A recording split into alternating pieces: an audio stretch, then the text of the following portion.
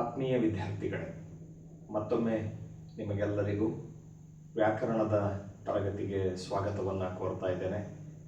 ನಾವು ಇಂದಿನ ವಿಡಿಯೋದಲ್ಲಿ ಛಂದಸ್ಸಿಗೆ ಸಂಬಂಧಪಟ್ಟಂತೆ ರಗಳೆಗಳು ಅನ್ನುವಂತಹ ವ್ಯಾಕರಣಾಂಶವನ್ನು ಪ್ರಾರಂಭ ಮಾಡಿದ್ವಿ. ಅದರಲ್ಲಿ ರಗಳೆಯಲ್ಲಿ ಬರುವಂತಹ ವಿಧಗಳು ಎಷ್ಟು ಅಂತ ಗೊತ್ತಾಗಿದೆ. ಎಷ್ಟು ಮುಖ್ಯವಾಗಿ 3 ವಿಧಗಳಿದ್ದಾವೆ. ಅದರಲ್ಲಿ ಮೊದಲನೆಯ ವಿಧವನ್ನು ನಾವು ಅಭ್ಯಾಸ ಮಾಡಿದ್ವಿ. ಅದು ಯಾವುದು ಅಂತ ಹೇಳಿದ್ರೆ ಉತ್ಸಾಹ ರಗಳೆಯನ್ನು ಅಭ್ಯಾಸ ಮಾಡಿದ್ವಿ. ಈಗ ರಗಳೆಯ 2ನೆಯ ವಿಧಕ್ಕೆ ನಾವು ಹೋಗೋಣ. ಅದು ಯಾವುದು ಅಂತ ಹೇಳಿ ಇಲ್ಲಿದೆ ಮಕ್ಕಳೇ. 2ನೆಯ ರಗಳೆಯ ಹೆಸರೇನು? ಮಂದಾನೀಲ ರಗಳೆ. ಆ ವಿಧಕ್ಕೆ ನಾವು ಇವತ್ತಿನ ದಿವಸ ಹೋಗೋಣ. ನಿಮಗೆ ಗೊತ್ತಿದೆ ರಗಳೆ ಅಂದ್ರೆ ಅರ್ಥ ಆಗಿದೆ ಅಂತ ಅಂದ್ಕೊಳ್ತೀನಿ. ರಗಳೆಯಲ್ಲಿ ಇಂತಿಷ್ಟೇ ಸಾಲುಗಳು ಇರಬೇಕು ಅನ್ನುವಂತಹ ಯಾವುದೇ ನಿಯಮ ಇಲ್ಲ, ಅದು ಗೊತ್ತಾಗಿದೆ. ಈಗ ನಾವು ಪದ್ಯಕ್ಕಿಂತ ಮೊದಲು ನೋಡೋದೇನು ಅಂತ ಹೇಳಿದ್ರೆ ಅದರ ಲಕ್ಷಣಗಳನ್ನು ನೋಡಬೇಕು. ಲಕ್ಷಣ ಅಂದ್ರೆ ಬೇರೆ ಏನೂ ಅಲ್ಲ ಮಕ್ಕಳೇ, ಆ ಪದ್ಯದಲ್ಲಿ ಎಷ್ಟು ಮಾತ್ರೆಗಳಿಗೆ ಎಷ್ಟು ಗಣಗಳನ್ನು ಮಾಡಬೇಕು, ಯಾವ್ಯಾವ ಸಾಲುಗಳು ಸಮ ಅನ್ನೋದನ್ನೇ ನಮಗೆ ಲಕ್ಷಣಗಳು ತಿಳಿಸ್ಕೊಡ್ತವೆ. ಹಾಗೆ ನೋಡೋದಾದರೆ ರಗಳೆಯಲ್ಲಿ ಎಲ್ಲ ಸಾಲುಗಳು ಮಾತ್ರಾಗಣದಿಂದ ಸಮವಾಗಿರ್ತವೆ ಅನ್ನೋದನ್ನು ಸಾಮಾನ್ಯವಾದ ಲಕ್ಷಣವನ್ನು ಪ್ರಾರಂಭದಲ್ಲಿ ಕೇಳಿದ್ವಿ. ಈಗ ಮಂದಾನೀಲ ರಗಳೆಗೆ ಅದರ ಲಕ್ಷಣಗಳಿಗೆ ನಾವು ತೆರಳೋಣ. ಅದರಲ್ಲಿ ಮೊದಲನೆಯ ಲಕ್ಷಣದ ಕಡೆಗೆ ನೀವೆಲ್ಲರೂ ಕೂಡ ಗಮನ ಕೊಡಿ ಮಕ್ಕಳೇ. ಮಂದಾನೀಲ ರಗಳೆಯಲ್ಲಿ ನೆನಪಿರಲಿ, ಪ್ರತಿ ಸಾಲಿನಲ್ಲಿ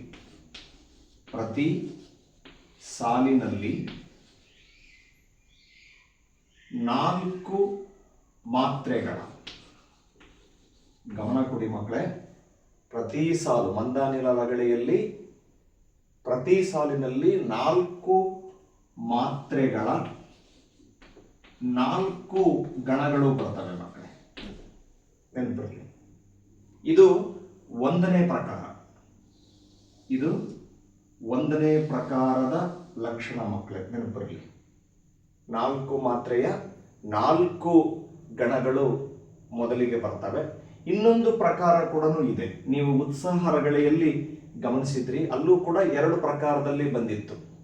ಅಲ್ಲಿ 3 ಮಾತ್ರೆಯ 4 ಗಣ, ಹಾಗೇನೆ 2ನೇ ಪ್ರಕಾರದಲ್ಲಿ 3 ಮಾತ್ರೆಯ 3 ಗಣ ಬಂದು 1 ಗುರು ಬಂದಿತ್ತು. ಇಲ್ಲೂ ಕೂಡ ಹಾಗೆ ಮಂದಾನೀಲ ರಗಳೆಯಲ್ಲಿ 2 ಪ್ರಕಾರದಲ್ಲಿ ನಾವು ಗಣವಿನ್ಯಾಸವನ್ನ ಮಾಡ್ತಾ ಹೋಗ್ತೀವಿ. ಅದರಲ್ಲಿ ಮೊದಲನೇದು 4 ಮಾತ್ರೆಗಳ 4 ಗಣಗಳು ಬರ್ತವೆ. 2ನೇ ಪ್ರಕಾರ ಹೇಗೆ ಬರುತ್ತೆ ಅಂತ ಹೇಳಿದ್ರೆ ಗಮನ ಕೊಡಿ. ಪ್ರತಿ ಸಾಲಿನಲ್ಲಿ ಮಂದಾನೀಲ ರಗಳೆಯ ಪ್ರತಿ ಸಾಲಿನಲ್ಲಿ 3 ಮಾತ್ರೆಯ ನಂತರ, ಗಮನ ಇರಲಿ, 3 ಮಾತ್ರೆಯ ನಂತರ 5 ಮಾತ್ರೆಯ 3 ಮಾತ್ರೆಯ ನಂತರ 5 ಮಾತ್ರೆಯ 2 ಗಣಗಳು ಬರುತ್ತೆ. ಇದು ಬಹಳ ಮುಖ್ಯವಾಗಿರೋದು ಮಕ್ಕಳೇ, ನೆನಪಿಟ್ಕೊಳ್ಳಿ. 2ನೆಯ ಪ್ರಕಾರ ಇದು 2 ರೀತಿಯಲ್ಲಿ ಇದೆ ಮಂದಾನೀಲ ರಗಳೆಯಲ್ಲಿ ಗಣವಿನ್ಯಾಸ ಮಾಡೋದು. ಮೊದಲನೇದು ಪ್ರತಿ ಸಾಲಿನಲ್ಲಿ 4 ಮಾತ್ರೆಯ ಎಷ್ಟು ಗಣ? 4 ಗಣ. ಮತ್ತೆ ಇದು ಕಂದ ಪದ್ಯ ಅಲ್ಲ, ಕಂದ ಪದ್ಯದ ತರಾನೇ ಬರುತ್ತೆ. ಅಲ್ಲಿ ಸಾಲುಗಳು ವ್ಯತ್ಯಾಸ ಇರುತ್ತೆ, ಇಲ್ಲಿ ಸಾಲುಗಳು ವ್ಯತ್ಯಾಸ ಇರಲ್ಲ.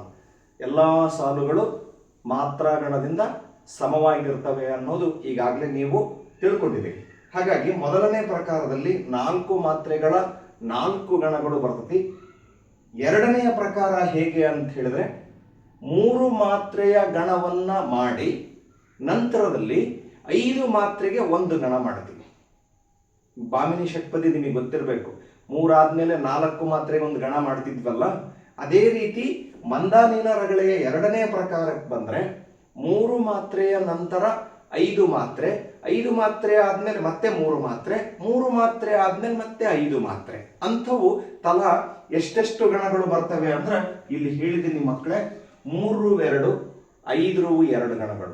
ಅದು ಬಂದ್ರೆ ಅದು ಬರುತ್ತೆ. ಇದು 2ನೆಯ ಪ್ರಕಾರ. ಈ 2 ಪ್ರಕಾರಗಳಲ್ಲಿ ನಾವು ಮಂದಾನೀಲ ರಗಳೆಗೆ ಗಣವನ್ನ ಮಾಡುವಂತಹ ಪದ್ಧತಿ ಇದೆ. ಈಗ ನಾನು ಮೊದಲನೆಯ ಪ್ರಕಾರ ಅಂದ್ರೆ 4 ಮಾತ್ರೆಯ 4 ಗಣಗಳು ಬರುವಂತಹ ಪ್ರಕಾರಕ್ಕೆ ಹೋಗಿ ಅದರದ್ದೊಂದು ಉದಾಹರಣೆಯ ಪದ್ಯವನ್ನು ತೆಗೆದುಕೊಂಡು ಹೇಗೆ ಪ್ರಸ್ತಾರ ಹಾಕೋದು, ಗಣ ವಿಭಾಗ ಮಾಡೋದು ಅನ್ನೋದನ್ನ ತೋರಿಸಿಕೊಡ್ತೀನಿ. ಈಗ ಇಲ್ಲಿ ನೋಡಿ ಮಕ್ಕಳೇ, ನಾನು ಮಂದಾನೀಲ ರಗಳೆಗೆ ಮೊದಲನೆಯ ಪ್ರಕಾರಕ್ಕೆ ಒಂದು ಉದಾಹರಣೆಯ ಪದ್ಯ ತಗೊಂಡಿದ್ದೀನಿ. ಅಂದ್ರೆ 4 ಮಾತ್ರೆಗಳ 4 ಗಣಕ್ಕೆ ಬರುವಂತಹ ಉದಾಹರಣೆಯ ಪದ್ಯವನ್ನ ತಗೊಂಡಿದ್ದೀನಿ. ನಿಮಗೆ ಈಗಾಗಲೇ ಲಘು ಗುರು ಹಾಕುವ ಅಭ್ಯಾಸ ತುಂಬ ಮನನ ಆಗಿದೆ ಅಂತ ನಾನು ಭಾವಿಸಿದ್ದೀನಿ. ನೋಡ್ತಾ ಹೋಗಿ. ಇಲ್ಲಿ ನೋಡಿ, ಆ ದೀರ್ಘ ಇದೆ, ಹಾಗಾಗಿ ಇದು ಗುರು. ಡು ಏನಾಗುತ್ತೆ ಅಂದ್ರೆ ಲಘು ಆಗುತ್ತೆ.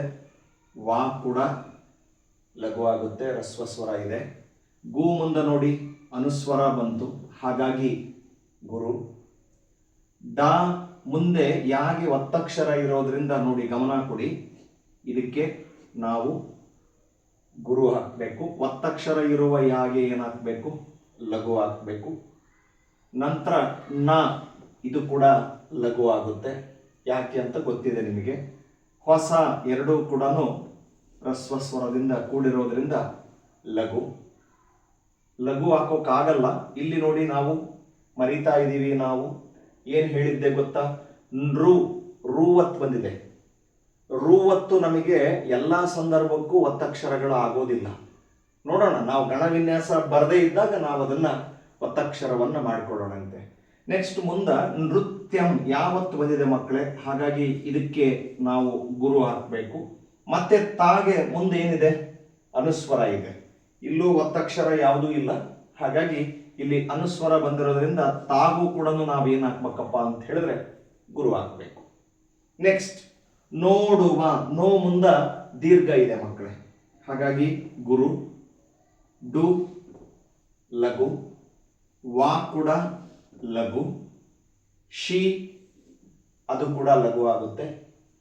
ವಾ ಕೂಡ ಲಘು. ಇಲ್ಲಿ ನೋಡಿ, ನಾ ಮುಂದ ಅನುಸ್ವರ ಬಂದಿದ್ದರಿಂದ ಇದು ಗುರು. ನೆಕ್ಸ್ಟ್ ಮುಟ್ಟಿತು, ಇಲ್ಲಿ ಒತ್ತಕ್ಷರ ಬಂದಿದೆ ಮಕ್ಕಳೇ, ಹಾಗಾಗಿ ಮೂ ಅನ್ನುವಂತಹ ಅಕ್ಷರಕ್ಕೆ ನಾವು ಗುರು ಹಾಕಬೇಕು. ಟೀಗೆ ಲಘು. ತು ಇದು ಕೂಡ ಲಘು. ನೆಕ್ಸ್ಟ್ ಸತ್ಯಂ, ಇಲ್ಲಿ ಒತ್ತಕ್ಷರ ಇದೆ, ಹಾಗಾಗಿ ಹಿಂದಿನ ಅಕ್ಷರ ಸಾಗೆ ನಾವು ಗುರು ಹಾಕಬೇಕು. ಮತ್ತೆ ತಾ ಮುಂದೆ ಏನಿದೆ, 0 ಇದೆ, ಅನುಸ್ವರ, ಹಾಗಾಗಿ ಗುರು. ನೀವು ಇಲ್ಲಿ ಇನ್ನೊಂದನ್ನ ಗಮನಿಸ್ಬೇಕು ಮಕ್ಕಳೇ, ರಗಳೆಯ ಒಂದು ಲಕ್ಷಣ ನಾನು ಹೇಳಿದ್ದೆ, ಪ್ರತಿ ಎರಡೆರಡು ಸಾಲಿಗೂ ನಾವು ಏನನ್ನ ಕಾಣ್ತೀವಿ ಅಂತ ಹೇಳಿದ್ರೆ ಪ್ರಾಸವನ್ನ ಕಾಣ್ತೀವಿ. ಇಲ್ಲಿ ನೋಡಿ, ಹೊಸ ನೃತ್ಯಂ, ಮುಟ್ಟಿತು ಸತ್ಯಂ, ನೃತ್ಯಂ ಸತ್ಯಂ ಅನ್ನುವಂಥದ್ದು ಪ್ರಾಸ ಪದಗಳಿದಾವೆ. ಅಂತ್ಯಪ್ರಾಸದ ಬಳಕೆ ಇಲ್ಲಿ ಆಗಿರೋದನ್ನ ಗಮನಿಸಬಹುದು. ಹಾಗೇನೆ ಇಲ್ಲಿ ಎರಡನೇ ಸಾಲಲ್ಲೂ ಮತ್ತೆರಡು ಸಾಲಲ್ಲೂ ಕೂಡ ನೋಡಿ ಪ್ರಾಸ ಇದೆ. ಬತ್ತಲ್, ಸುತ್ತಲ್, ಪ್ರತಿ ಎರಡೆರಡು ಸಾಲಿಗೂ ಕೂಡ ರಗಳೆಯಲ್ಲಿ ನಾವು ಪ್ರಾಸಗಳನ್ನ ಗಮನಿಸ್ತೀವಿ. ಆಮೇಲೆ ಸುಖದಾಟಂತ, ಸು ಲಘು. ಖ ಕೂಡ ಲಘು. ದಾ ದೀರ್ಘ ಇದೆ, ಹಾಗಾಗಿ ಅದು ಕೂಡ ಗುರು ಆಗುತ್ತೆ. ಟಾ ಮುಂದ 0 ಇದೆ ನೋಡಿ ಮಕ್ಕಳೇ, ಹಾಗಾಗಿ ಅದು ಕೂಡ ಏನು, ಗುರು. ಇಲ್ಲಿ ಮತ್ತೆ ನೇಗೆ ಒತ್ತಕ್ಷರ ಇರೋದ್ರಿಂದ ತಾಗೆ ನಾವೇನ್ ಹಾಕ್ಬೇಕಾಗುತ್ತೆ, ಹಿಂದಿನ ಅಕ್ಷರ ಗುರು. ನೇ ಮುಂದ ಅನುಸ್ವರ ಬಂದಿದೆ ನೋಡಿ ಮಕ್ಕಳೇ, ಅದಕ್ಕೆ ಮತ್ತೆ ಗುರು. ಬೇ ಮುಂದನೂ ಕೂಡ ಅನುಸ್ವರ ಇದೆ, ಬೆಂ, ಹಾಗಾಗಿ ಇದು ಕೂಡ ಗುರು. ನೆಕ್ಸ್ಟ್ ಅದಾದ್ಮೇಲೆ ಬತ್ತಲ್, ಇಲ್ಲಿ ಒತ್ತಕ್ಷರ ಇದೆ ಮಕ್ಕಳೇ, ತಾಗೆ, ಹಾಗಾಗಿ ಬಾಗೆ ನಾವು ಗುರು ಹಾಕಬೇಕು. ಇಲ್ಲಿ ಬಹಳ ಎಚ್ಚರಿಕೆ ಇರಬೇಕು. ಎರಡು ಸಾಲುಗಳಲ್ಲಿ ಇಲ್ಲಿ ಏನಾಗಿದೆ ಅಂದ್ರೆ ವ್ಯಂಜನಾಕ್ಷರ ಬಂದಿದೆ, ಅರ್ಧಾಕ್ಷರ. ಅರ್ಧಾಕ್ಷರ ಬಂದಾಗ ಇದಕ್ಕೂ ಇದಕ್ಕೂ ಎರಡಕ್ಕೂ ಸೇರಿ ಮಧ್ಯದಲ್ಲಿ ಒಂದು ಗುರು ಹಾಕಬೇಕು. ಅದು ಬಹಳ ಎಚ್ಚರಿಕೆ ಇರಬೇಕು. ನಾವು ಹಾಕಿದೀವಿ. ನೆಕ್ಸ್ಟ್ ಮುಂದೆ ಕೊನೆಯ ಸಾಲು ಸುಖಮಯ, ಸು ಲಘು. ಖ ಕೂಡ ಲಘು, ದೀರ್ಘ ಇಲ್ಲ, ಏನೂ ಇಲ್ಲ. ಮಾ ಕೂಡ ಲಘು. ಯಾ ಕೂಡ ಲಘು. ದಿಂದಂ, ಎರಡರ ಮುಂದನು ಅನುಸ್ವರ ಇದೆ, ಹಾಗಾಗಿ ಇದು ಗುರು ಆಗುತ್ತೆ, ಇದು ಕೂಡ ಗುರು ಆಗುತ್ತೆ. ಮನ ಮಂ, ಮನ ಅನ್ನೋದ್ರಲ್ಲಿ ರಸ್ವ ಸ್ವರ ಇದೆ, ಇವೆರಡೂ ಕೂಡ ಏನಾಗ್ತವೆ, ಲಘು ಆಗ್ತವೆ. ಮಾ ಮುಂದ ಸೊನ್ನೆ ಬಂತು ನೋಡಿ, ಹಾಗಾಗಿ ಗುರು. ಸುತ್ತಲ್, ಇಲ್ಲಿ ತಾಗೆ ಒತ್ತಕ್ಷರ ಇರೋದ್ರಿಂದ ಹಿಂದಿನ ಅಕ್ಷರ ಸು, ಅದಕ್ಕೆ ಗುರು. ಇಲ್ಲಿ ಮತ್ತೆ ವ್ಯಂಜನಾಕ್ಷರ ಇದೆ, ಸುತ್ತಲ್ ಅರ್ಧಾಕ್ಷರ. ಇದನ್ನು ಸೇರಿ ಎರಡರ ಮಧ್ಯೆ ನಾವೇನ್ ಮಾಡಬೇಕು, ಒಂದು ಗುರು ಹಾಕಬೇಕು. ಹಾಕಿದ್ದಾಗಿದೆ. ಈಗ ನಾವು ಗಣ ವಿನ್ಯಾಸವನ್ನ ಮಾಡ್ತಾ ಹೋಗ್ಬೇಕು. ಮಂದಾನಿಲ ರಗಳೆಯ ಮೊದಲನೇ ಪ್ರಕಾರ ಮಕ್ಕಳೇ ಇದು. ಅಂದ್ರೆ ಎಷ್ಟು ಮಾತ್ರೆಗೆ ಎಷ್ಟು ಗಣ, 4 ಮಾತ್ರೆಯ 4 ಗಣಗಳು ಬರ್ತವೆ. ವಿನ್ಯಾಸವನ್ನು ನಾನು ಇಲ್ಲೇ ನಿಮಗೆ ತೋರಿಸ್ತೀನಿ, ಗಮನ ಇರಲಿ. ಇಲ್ಲಿ ನೋಡಿ, 4 4 4 4 ಮಾತ್ರೆಯ 4 ಗಣಗಳು ಈ ಸಾಲಿನಲ್ಲಿ ಬರ್ತವೆ. ಇದು ಮೊದಲನೇ ಪ್ರಕಾರ. ಈಗ ನಾವು 4 ಮಾತ್ರೆ ಎಣಿಸಿ ಒಂದೊಂದು ಗಣ ಮಾಡಬೇಕು. ಇಲ್ಲಿ ನೋಡಿ, ಈಗ 2 ಗುರು ಅಂದ್ರೆ 2 ತಾನೆ, 2 3 4 ನೋಡಿ, ಇಲ್ಲಿಗೊಂದು ಗಣ. ನೆಕ್ಸ್ಟ್ 2 2 4 ಆಗುತ್ತೆ, ಹಾಗಾಗಿ ಇಲ್ಲಿಗೊಂದು ಗಣ. 1 2 3 4 ನೋಡಿ, ಇಲ್ಲಿಗೊಂದು ಗಣ. ನೆಕ್ಸ್ಟ್ 2 2 4. ನೀವಿಲ್ಲಿ ಗಮನಿಸಬಹುದು, ನೃ ಅನ್ನೋದು ಒತ್ತಕ್ಷರ ಆಗಲಿಲ್ಲ. ಒತ್ತಕ್ಷರ ಆಗಿದ್ರೆ ಗಣ ವಿನ್ಯಾಸ ಸಿಗದೆ ಇದ್ದಿದ್ರೆ ನಾವೇನ್ ಮಾಡ್ತಿದ್ವಿ, ರು ಅಕ್ಷರದ ಹಿಂದಿನ ಅಕ್ಷರಕ್ಕೆ ನಾವು ಗುರು ಹಾಕ್ತಿದ್ವಿ. ಆದ್ರೆ ನಮಗೆ ಇಲ್ಲಿ ಸರಿಯಾಗಿ ಸಿಕ್ಬಿಟ್ಟಿದೆ. ಅದಕ್ಕೆ ನಾನು ಮೊದಲಿಂದನೂ ಹೇಳ್ತಾ ಇದ್ದೀನಿ, ಛಂದಸ್ಸು ಪ್ರಾರಂಭ ಮಾಡಿದಾಗಿಂದ ರು ಒತ್ತು ಮತ್ತೆ ಅರ್ಕ ಒತ್ತು ಎಲ್ಲೇ ಬರಲಿ, ನೀವು ಮೊದಲ ಬಾರಿಗೆ ಅವುಗಳನ್ನ ಒತ್ತಕ್ಷರ ಅಂತ ಭಾವಿಸ್ಬೇಡ್ರಿ, ನೆನಪಲ್ಲಿರಲಿ. ಮುಂದಿನ ಸಾಲು ಇಲ್ಲಿ ನೋಡಿ, 2 3 4 ಇಲ್ಲಿ ಒಂದು ಗಣ. 1 2 3 4 ಇಲ್ಲಿ ಒಂದು ಗಣ. 2 3 4 ಇಲ್ಲಿ ಒಂದು ಗಣ. 2 2 4 ಇದೆ. ನೆಕ್ಸ್ಟ್ 1 2 2 4 2 2 4 2 2 4 2 2 4 ಸಮವಾಗಿ ಸರಿ ಸಿಕ್ತು ನಮಗೆ. ಕೊನೆಯ ಸಾಲು ಇಲ್ಲಿ ನೋಡಿ, 1 2 3 4 ಇಲ್ಲಿಗೆ ಒಂದು ಗಣ. 2 2 4 ಇಲ್ಲಿಗೆ ಒಂದು ಗಣ. 1 2 2 2 4 ಇಲ್ಲಿಗೊಂದು ಗಣ. ಲಾಸ್ಟಿಗೆ 2 2 4 ಸಿಕ್ಕಿದೆ. ಸಿಕ್ಕವಲ್ಲ ನಮಗೆ, 4 ಮಾತ್ರೆಯ 4 ಗಣಗಳು ಎಲ್ಲಾ ಸಾಲುಗಳಲ್ಲೂ ಸರಿಯಾಗಿ ಸಿಕ್ಕಿದೆ. ಇದು ಎಷ್ಟನೇ ಪ್ರಕಾರ, ಮೊದಲನೇ ಪ್ರಕಾರ. 4 ಮಾತ್ರೆಯ 4 ಗಣಗಳು. ಇಷ್ಟನ್ನು ಮಾಡಿದ ಮೇಲೆ ನಾವು ಕೆಳಗಡೆಗೆ ಏನ್ ಮಾಡಬೇಕು, ಛಂದಸ್ಸನ್ನ ಹೆಸರಿಸಬೇಕು. ಛಂದಸ್ಸು ಅಂತ ಬರೆದು ಮಂದಾನೀಲ ರಗಳೆ ಈ ರೀತಿಯಾಗಿ ನಾವು ಬರೆದ್ವಿ ಅಂದ್ರೆ ನಾವು ಮಾಡಿದಂತಹ ಛಂದಸ್ಸು ಸರಿಯಾಗಿದೆ ಅಂತ ಹೇಳಿ ಅರ್ಥ. ನಾನೀಗ 1ನೇ ಪ್ರಕಾರಕ್ಕೆ ತೋರಿಸಿದೆ ಮಕ್ಕಳ, ಇದು ನಿಮಗೆ ಅರ್ಥ ಆಯ್ತು ಅಂತ ಅಂದ್ಕೊಳ್ತೀನಿ. ಈಗ 2ನೇ ಪ್ರಕಾರದ ಒಂದು ಉದಾಹರಣೆಗೂ ಕೂಡ ಹೋಗ್ಬಿಡೋಣ. 2ನೇ ಪ್ರಕಾರದಲ್ಲಿ ಎಷ್ಟು, ಇದು ಪೂರ್ತಿ ವ್ಯತ್ಯಾಸ ಐತಿ. 3 ಮಾತ್ರೆಯ ನಂತರ 5 ಮಾತ್ರೆಯ ಗಣಗಳನ್ನ ಮಾಡುವಂಥದ್ದು 2ನೇ ಪ್ರಕಾರ. ನಾನು ನಿನ್ನೆ ಹೇಳ್ದಂಗೆನೆ 2ನೇ ಪ್ರಕಾರ ಕೇಳೋದು ಬಹಳ ಕಡಿಮೆ, ವಿರಳ. ಕೇಳೋದು ಜಾಸ್ತಿ 1ನೇ ಪ್ರಕಾರನೇ ನಾವು ನೆನಪಿಡ್ಬೇಕು. ಆದರೂ ಇರೋದ್ರಿಂದ ನಾವು ಅದನ್ನು ಅಭ್ಯಾಸ ಮಾಡಬೇಕು. ಈಗ 2ನೇ ಪ್ರಕಾರದ ಪದ್ಯಕ್ಕೆ ನಾನು ಹೋಗ್ತೀನಿ. ಈಗ ನೋಡಿ ಮಕ್ಕಳೇ, ನಾನು ಮಂದಾನಿಲ ರಗಳೆಯ 2ನೇ ಪ್ರಕಾರಕ್ಕೆ ಇಲ್ಲೊಂದು ಉದಾಹರಣೆಯ ಪದ್ಯವನ್ನ ತಗೊಂಡಿದ್ದೀನಿ. 1ನೇ ಪ್ರಕಾರ 4 ಮಾತ್ರೆಯ 4 ಗಣ ಗೊತ್ತಾಯಿತು. ಈಗ 2ನೇ ಪ್ರಕಾರದಲ್ಲಿ ಇಲ್ಲಿ ಲಕ್ಷಣವನ್ನ ನೀವು ನೋಡ್ತಾ ಇದ್ದೀರಿ. ಇಲ್ಲಿ ನೋಡಿ, 3ರ ನಂತರ ಎಷ್ಟು ಮಾತ್ರೆ ಬರ್ಬೇಕಪ್ಪ ಅಂತ ಹೇಳಿದ್ರೆ 5 ಮಾತ್ರೆ ಬರಬೇಕು. 3 ಆದ್ಮೇಲೆ 5 ಮತ್ತೆ 3 ಮತ್ತೆ 5 ಅಂದ್ರೆ 3ರ 2 ಗಣ 5ರ 2 ಗಣ ಬರಬೇಕು. 3 ಆದ್ಮೇಲೆ 5 ಮತ್ತೆ 3 5 ಈ ತರ ಬರಬೇಕು. ನಾನು ಅಂಥದ್ದಕ್ಕೊಂದು ಉದಾಹರಣೆಯನ್ನ ಇಲ್ಲಿ ತಗೊಂಡಿದ್ದೀನಿ, ಎಲ್ಲರೂ ಗಮನ ಕೊಟ್ಟು ನೋಡಿ. ಇಲ್ಲಿ ನಾ ಮುಂದೆ ಅನುಸ್ವರ ಬಂದಿದೆ ಮಕ್ಕಳೇ, ಹಾಗಾಗಿ ಗುರು. ದ ಲಘು. ಮತ್ತೆ ನಾ ಮುಂದೆ ಅನುಸ್ವರ ಬಂದಿದೆ, ಗುರು. ಗ ಲಘು. ಇಲ್ಲಿ ನೋಡಿ, ವ್ಯಂಜನಾಕ್ಷರ ಬಂದ್ಬಿಡ್ತು, ಅರ್ಧಾಕ್ಷರ ಬಂದಿದೆ, ಹಾಗಾಗಿ 2ರ ಮಧ್ಯೆ ಒಂದು ಗುರುವನ್ನ ಹಾಕಬೇಕು. ಮತ್ತೆ ಸುಳಿವ, ಇವೆಲ್ಲವೂ ರಸ್ವದಿಂದನೇ ಕೂಡಿರೋ ವ್ಯಂಜನಗಳಾಗಿರೋದ್ರಿಂದ ಮಕ್ಕಳೇ ಎಲ್ಲದಕ್ಕೂ ನಾನು ಲಘು ಹಾಕಿದೆ. ಬಿರಯಿಂ, ಬಿ ಕೂಡ ಲಘು. ರಾ ಕೂಡನು ಲಘು ಆಗುತ್ತೆ. ಈ ಕೂಡನು ಲಘು ಆಗುತ್ತೆ. ಇಲ್ಲಿ ನೋಡಿ, ಕೊನೆಯ ಅಕ್ಷರ ಅನುಸ್ವರ ಬಂದಿದೆ, ಹಾಗಾಗಿ ಗುರು. ಇಲ್ಲಿ ಒತ್ತಕ್ಷರನೂ ಇಲ್ಲ, ಅನುಸ್ವರ ಬಂದಿರೋದ್ರಿಂದ ಗುರು ಹಾಕಿದ್ದೀವಿ. ಮತ್ತೆ ಈಗ ಎರಡನೇ ಸಾಲಿನ ಪ್ರಾರಂಭ. ಇಲ್ಲಿ ಕಂಪು, ಕಾ ಮುಂದ ಸೊನ್ನೆ ಬಂದಿದೆ ಮಕ್ಕಳೇ, ಹಾಗಾಗಿ ಇದು ಗುರು. ಪು ಲಘು. ಕಣ್ಮಲೆಯ, ಇಲ್ಲಿ ನಾಗೆ ಮಾವತ್ ಬಂತು ಮಕ್ಕಳೇ, ಹಾಗಾಗಿ ಹಿಂದಿನ ಅಕ್ಷರ ಕಾಗೆ ಗುರು, ನಾಗೆ ಲಘು. ಲೇ ರಸ್ವ ಸ್ವರ ಗುರು, ಅಲ್ಲ ಏನು ಲಘು. ಯಾ ಕೂಡ ಲಘು. ಇಲ್ಲಿ ನೋಡಿ ಪೂತ, ಪೂ ದೀರ್ಘ ಇದೆ, ಪೂ ದೀರ್ಘ ಇರೋದ್ರಿಂದ ಇದಕ್ಕೆ ಗುರು, ತಾಗೆ ಲಘು ಹಾಕಬೇಕು. ಸು ರ ಈ ಮೂರು ಅಕ್ಷರಗಳು ಲಘುನೇ ಆಗ್ತವೆ, ರಸ್ವ ಸ್ವರದಿಂದ ಕೂಡಿದೆ ನೋಡಿ, ಹಾಗಾಗಿ ಲಘುನೇ ಆಗ್ತವು. ಮತ್ತೆ ಇದೇ ತರನೇ ದಿರಯ್ಯಂ ಸುರಯ್ಯಂ ಎರಡೆರಡು ಸಾಲಿಗೆ ಪ್ರಾಸ ಇದೆ, ಅನುಸ್ವರ ಬಂದಿರೋದ್ರಿಂದ ಇದಕ್ಕೆ ನಾವು ಗುರು ಹಾಕಬೇಕು. ಇಲ್ಲಿ ಯಾವುದು ಒತ್ತಕ್ಷರ ಪ್ರಾರಂಭದಲ್ಲಿ ಬಂದಿಲ್ಲ. ನೆಕ್ಸ್ಟ್ ಸುತ್ತಲುಂ, ಇಲ್ಲಿ ಒತ್ತಕ್ಷರ ಇದೆ ಮಕ್ಕಳೇ, ಹಾಗಾಗಿ ಸೂಗೆ ನಾವು ಗುರು ಹಾಕಬೇಕು, ತಾಗೆ ಲಘು ಹಾಕಬೇಕು. ಇಲ್ಲಿ ಸುತ್ತಲುಂ, ಲೂ ಮುಂದ ಅನುಸ್ವರ ಬಂತು, ಹಾಗಾಗಿ ಗುರು. ಪರಿವ, ಪರಿವ ಈ ಅಕ್ಷರದಲ್ಲಿ ಎಲ್ಲವೂ ರಸ್ವ ಸ್ವರ ಇರೋದ್ರಿಂದ ಮಕ್ಕಳೇ ಮೂರಕ್ಕೂ ನಾನು ಲಘು ಹಾಕ್ತಾ ಇದ್ದೀನಿ. ಜರಿಪೋ, ಈ ಪೋ ಮುಂದೆ ದೀರ್ಘ ಇಲ್ಲ, ಮತ್ತೆ ರಸ್ವ ಸ್ವರ, ಹಾಗಾಗಿ ಈ ಮೂರು ಅಕ್ಷರಗಳು ಕೂಡ ಏನಾಗ್ತವಪ್ಪ ಅಂತ ಹೇಳಿದ್ರೆ ಲಘು ಆಗ್ತವೆ.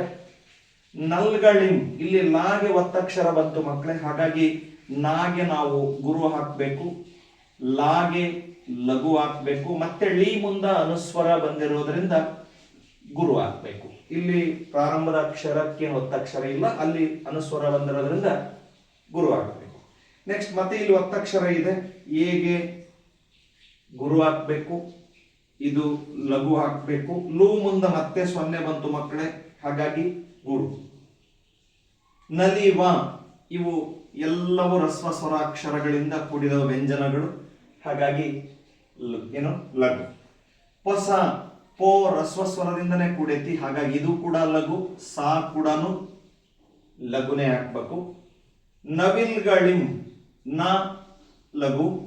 ಇಲ್ಲಿ ಒತ್ತಕ್ಷರ ಬಂತು ಮಕ್ಕಳೇ, ಹಾಗಾಗಿ ಹಿಂದಿನ ಅಕ್ಷರ ವಿಗೆ ನಾವು ಗುರು ಹಾಕ್ಬೇಕು, ಲಾಗೆ ಲಘು ಹಾಕ್ಬೇಕು. ಳಿ ಮುಂದ ಅನುಸ್ವರ ಬಂದದ್ರಿಂದ ಗುರು ಹಾಕ್ಬೇಕು. ಹಾಕಿದ್ದಾಗಿದೆ ಪ್ರಸ್ತಾರವನ್ನ. ಈಗ ಗಣ ಮಾಡೋದು ಹೇಳಿದ್ದೀನಿ, ಇದು ಎರಡನೆಯ ಪ್ರಕಾರ. ಎರಡನೆಯ ಪ್ರಕಾರ ಅಂದ್ರೆ 3, 3ರ ನಂತರ 5 ಮಾತ್ರೆಗೆ ಗಣ ಮಾಡಬೇಕು. ಈಗ ಇಲ್ಲಿ ನೋಡಿ 2 1 3, ಹಾಗಾಗಿ ಇಲ್ಲಿ ಒಂದು ಗಣ 3 ಮಾಡಿದ್ವಿ. 3 ಆದ್ಮೇಲೆ 5 ಮಾತ್ರ ಎಣಿಸ್ಬೇಕು ನಾವೀಗ. ನೋಡಿ 2 2 1 3, 3 2 5, ಇಲ್ಲಿ ಒಂದು ಗಣ ಸಿಕ್ತು ಮಕ್ಕಳೇ. ಮತ್ತೆ 3 1 2 3 ಕರೆಕ್ಟ್ ಆಗಿದೆ. ಆಮೇಲೆ 5 ಇರಬೇಕು, 5 ಇದೆ ನೋಡಿ, 1 2 3 3 2 5 ಸಿಕ್ಬಿಡುತ್ತಲ್ಲ ಆ ಪ್ರಕಾರವಾಗಿ. ಅದೇ ತರನೇ ಎಲ್ಲ ಸಾಲುಗಳು ಬರ್ತವೆ, ನೋಡ್ತಾ ಹೋಗಿ. 2 1 3, ಆಮೇಲೆ 5 ಮಾತ್ರೆ 2 3 4 5, ನೋಡಿ 5 ಮಾತ್ರೆ ಬಂತು. 5 ಆದ್ಮೇಲೆ ಮತ್ತೆ 3, 2 1 3, ಆಮೇಲೆ 5, 1 2 3 3 2 5 ಬಂದಿದೆ. ಈಗ ಮತ್ತೆ 3, 2 1 3, ಆಮೇಲೆ 5, 2 3 4 5 ಬಂದಿದೆ. 5 ಆದ್ಮೇಲೆ ಮತ್ತೆ 3, 1 2 3, ನೋಡಿ ಮತ್ತೆ 3, ಕೊನೆಯಲ್ಲಿ 5, 2 3 2 5 ಬಂದ್ಬಿಡ್ತು. ಕೊನೆಗೆ ನೋಡಿ 2 1 3, ಆಮೇಲೆ 5, 2 3 4 5, ಮತ್ತೆ 3, 1 2 3, ನೆಕ್ಸ್ಟ್ 5, 2 1 3 3 2 5 ಕರೆಕ್ಟಾಗಿ ಬಂತಲ್ಲ. 3ರ ನಂತರ 5, 5ರ ನಂತರ ಮತ್ತೆ 3 ಮತ್ತೆ 5, ಅದರಂತೆ ಸರಿಯಾದ ರೀತಿಯಲ್ಲಿ ಬಂದ್ಬಿಡ್ತು. ಇದು ಮಂದಾನೀಲ ರಗಳೆಯ ಎರಡನೆಯ ಪ್ರಕಾರ. ಹಾಕಿದ ಮೇಲೆ ನಾವು ಛಂದಸ್ಸನ್ನ ಬರೆಯುವುದನ್ನ ಮರಿಬಾರದು. ಛಂದಸ್ಸು ಯಾವ ರಗಳೆ ಇದು? ಮಂದಾನೀಲ ರಗಳೆ ಅನ್ನೋದನ್ನ ಸರಿಯಾಗಿ ಹೆಸರಿಸಬೇಕು. ಅರ್ಥ ಆಯ್ತು ಅಂತ ಅನ್ಕೊಳ್ತೀನಿ ಮಕ್ಕಳೇ. 2 ರೀತಿಯಲ್ಲಿ ಮಂದಾನೀಲ ರಗಳೆ ಕಂಡು ಬರುತ್ತದೆ. 2 ರೀತಿಯಲ್ಲಿ ಹೇಗೆ ಅಂತ ಹೇಳಿದ್ರೆ, ಮೊದಲನೇದು 4 ಮಾತ್ರೆಯ 4 ಗಣ, ಎರಡನೇದು 3ರ ಮಾತ್ರೆಯ ನಂತರ 5ರಂತೆ ಎರಡೆರಡು ಗಣಗಳು ಬರುವಂಥದ್ದು ಇಲ್ಲೇ ಇದೆ, ಗಮನಿಸಿದಿರಿ. ಇದು ಮಂದಾನೀಲ ರಗಳೆಯನ್ನು ನಾವು ಅರ್ಥ ಮಾಡಿಕೊಳ್ಬೇಕಾಗಿರುವಂತಹ ವಿಷಯ. ಇದು ನಿಮಗೆಲ್ಲರಿಗೂ ಕೂಡ ಅರ್ಥ ಆಯಿತು ಅಂತ ಹೇಳಿ ನಾನು ಭಾವಿಸ್ತೀನಿ.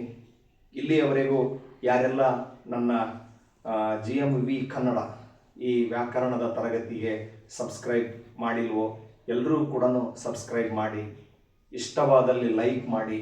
ಹಾಗೆಯೇ ಬಹಳ ಮುಖ್ಯವಾಗಿರೋ ಮಾತು, ನಿಮ್ಮ ಸ್ನೇಹಿತರಿಗೆ, ಪ್ರೀತಿ ಪಾತ್ರರಿಗೆ ಇದನ್ನು ಹಂಚಿ ಶೇರ್ ಮಾಡಿ ಅನ್ನೋ ಮಾತನ್ನು ಹೇಳ್ತಾ, ಮುಂದಿನ ರಗಳೆಯ ವಿಧ ಅಂದರೆ ಲಲಿತ ರಗಳೆಯಲ್ಲಿ ನಾನು ಮತ್ತೆ ಸಿಗ್ತೀನಿ. ಎಲ್ಲರೂ ತರಗತಿಯನ್ನು ವೀಕ್ಷಿಸಿದ್ದಕ್ಕೆ ಧನ್ಯವಾದಗಳು.